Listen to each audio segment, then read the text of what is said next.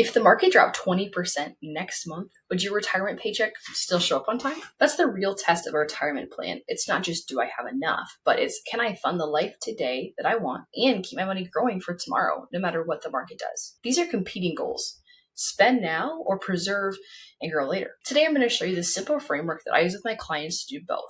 We call this the 3-bucket method: now, soon, and later, plus how much to put in each, what to put inside of each, and a step-by-step example that you can copy for your own plan. Proverbs 21:5 says, "The plans of the diligent lead surely to abundance." Wise planning gives you peace in storms and freedom to be generous when opportunities arise. Hi, I'm Gracie. I'm a financial advisor here at Stewardship Investments, and here we build retirement plans that are practical, tax-aware, and aligned with biblical stewardship.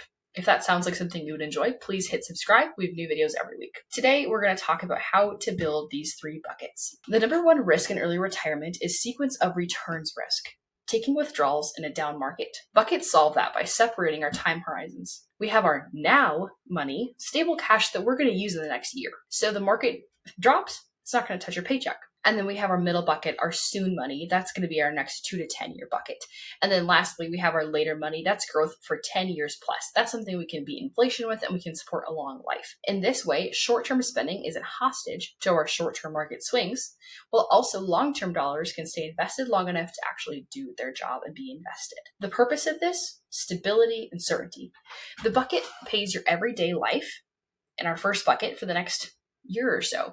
This is your guaranteed income, your Social Security, your pension, and the target size is going to be what you need to spend in a year for your expenses, and also if you have a project coming up that you want to plan for. So what money are we going to keep in this bucket? It's going to be our high yield savings, our money market funds, and the priority here is going to be liquidity and principal stability. We're not squeezing out the last 0.2% of yield. And this is going to cover basic things like groceries, utilities, insurance, property taxes, giving, travel, things that are already planned, known, home and auto expenses, home renos, those types of things. Please note that interest rates do move.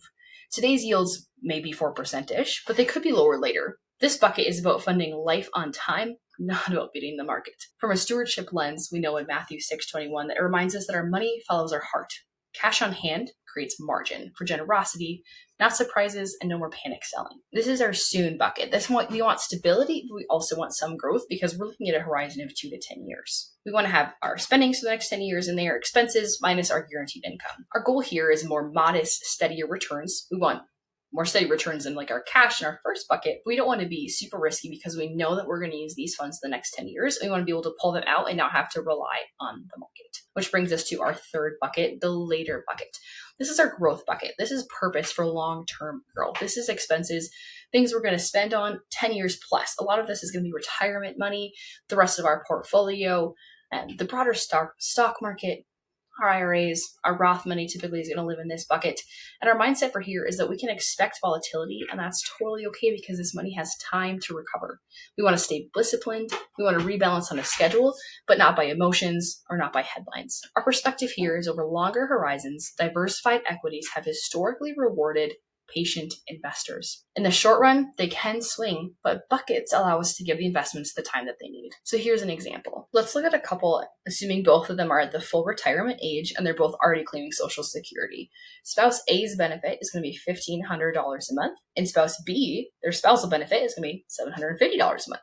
That gives us a total Social Security income of $27,000 a year. Their desire, though, is to spend $60,000 a year because they want to take advantage of retirement. Their combined portfolio is a total of $1.2 million.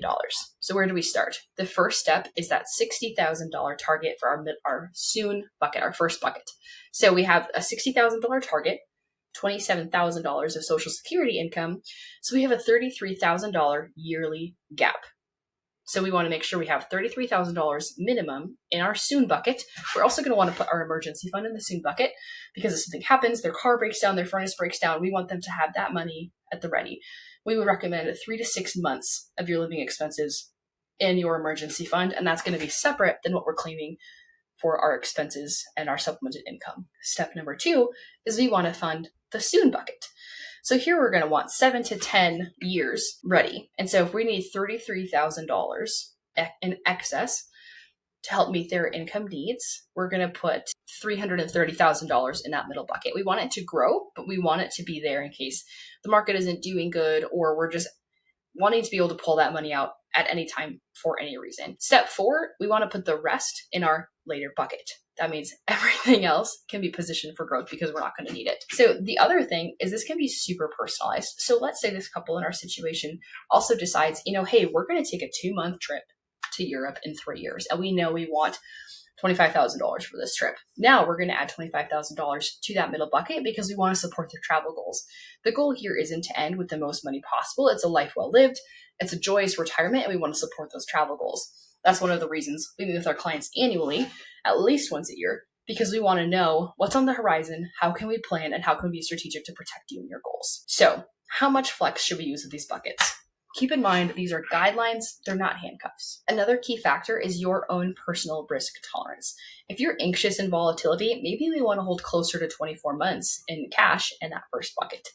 And do we have a pension that covers most of our expenses? Then we could probably reduce our student bucket. It's so personalized and every situation is completely different. And that's why it's important to walk through it with your own specific situation. Your mix should reflect you, your risk tolerance, your taxes, your guaranteed income, your health, your giving goals, your travel goals, and any other goals you would like to add. Buckets can help give us paycheck certainty today and growth for tomorrow so you can live, give, and sleep in peace. If you want help sizing your buckets and building smart refill rules for your taxes, your timeline, and your generosity goals, please visit our website, fill out that retirement form. We would love to help you. Retirement isn't a finish line. It's a season of faithful stewardship, and let us help you plan that wisely.